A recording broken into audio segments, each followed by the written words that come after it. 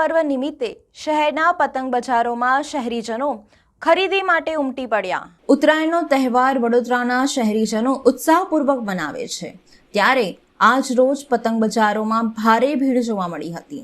રંગબેરંગી પતંગો જોવા મળી હતી। વડોદરાના માંડવી વિસ્તારમાં આવેલ પતંગ બજારમાં ભારે ભીડ જોવા મળી હતી, ત્યારે બીજી બાજુ રેસકોર્સ વિસ્તારમાં આવેલ ચકલી સર્કલ પાસે પતંગ બજારમાં ભારે ભીડ જોવા મળી હતી।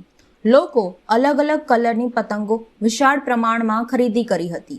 થોડી મંડી છે, વરસાદના લીધે થોડા ગભરાઈ ગયા છે લોકો। 2-4 દિવસ પહેલા જે વરસાદ પડ્યો એના લીધે એ હિસાબથી થોડી પબ્લિકની ખરીદી ઓછી દેખાય છે। 13 તારીખે એવું આજે લાગે છે, 2 દિવસથી થોડી ઘણી ગ્રાહકી સાથે મોહમ્મદ